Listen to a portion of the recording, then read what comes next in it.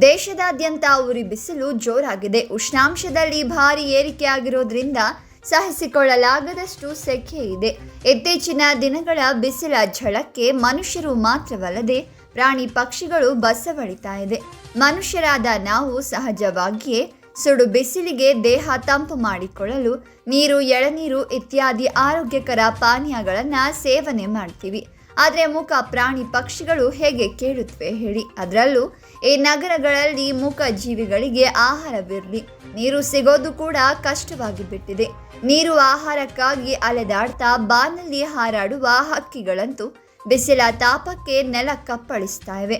ಕೆರೆ ಕಟ್ಟೆಗಳು ಬರಿದಾಗಿರೋದ್ರಿಂದ ಬೀಡಾಡಿ ಪ್ರಾಣಿಗಳಿಗೂ ನೀರು ಸಿಗ್ತಾ ಇಲ್ಲ. ಇಂತಹ ಪರಿಸ್ಥಿತಿಯಲ್ಲಿ ಪ್ರಾಣಿ ಪಕ್ಷಿಗಳಿಗೆ ನೀರುಣಿಸೋದು ನಿಮ್ಮೆಲ್ಲರ ಜವಾಬ್ದಾರಿಯಾಗಿದೆ.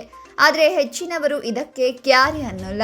ಇದನ್ನು ಮನಗಂಡು ನಮ್ಮ ಬೆಂಗಳೂರಿನ ಸರ್ಕಾರೇತರ ಸಂಸ್ಥೆಯಾದ ಶಕ್ತಿ ಫೌಂಡೇಶನ್ ಮೂಕಜೀವಿಗಳಿಗೆ ನಮ್ಮ ಕೈಲಾದಷ್ಟು ಸಹಾಯ ಮಾಡಬೇಕು ಅನ್ನೋ ಉದ್ದೇಶವನ್ನು ಇಟ್ಟುಕೊಂಡು ಪ್ರಾಣಿ ಪಕ್ಷಿಗಳ ದಾಹ ನೀಗಿಸಲು ಅಲ್ಲಲ್ಲಿ ಗೆರಟೆ ಮತ್ತು ಮಣ್ಣಿನ ಕುಂಡಗಳಲ್ಲಿ ನೀರು ತುಂಬಿಸಿಡುವ ಒಂದೊಳ್ಳೆ ಕಾರ್ಯವನ್ನು ಮಾಡಿದೆ.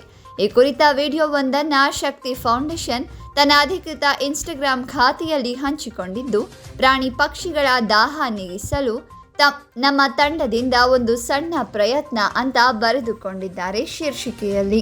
ವೈರಲ್ ವಿಡಿಯೋದಲ್ಲಿ ಶಕ್ತಿ ಫೌಂಡೇಶನ್ ಸಂಸ್ಥೆಯ ಯುವಕರು ಮಣ್ಣಿನ ಕುಂಡಗಳು, ತೆಂಗಿನ ಗೆರಟೆಗಳನ್ನು ಸ್ವಚ್ಛಗೊಳಿಸಿ ನಗರಗಳಲ್ಲಿ ಎಲ್ಲೆಲ್ಲಿ ಪಕ್ಷಿಗಳು ಹೆಚ್ಚಾಗಿವೆಯೋ ಆ ಸ್ಥಳಗಳಲ್ಲಿ ಮರದ ಮೇಲೆ ಗೆರಟೆಯನ್ನಿಟ್ಟು ಹಾಗೂ ಅಲ್ಲಲ್ಲಿ ಮಣ್ಣಿನ ಕುಂಡವನ್ನಿಟ್ಟು ಅದರಲ್ಲಿ ನೀರು ತುಂಬಿಸಿಡೋ ಮೂಲಕ ಮೂಕ ಜೀವಿಗಳ ದಾಹ ನೀಗಿಸುವ ಸತ್ಕಾರ್ಯಕ್ಕೆ ಮುಂದಾಗಿರುವ ದೃಶ್ಯವನ್ನು ಕಾಣಬಹುದು.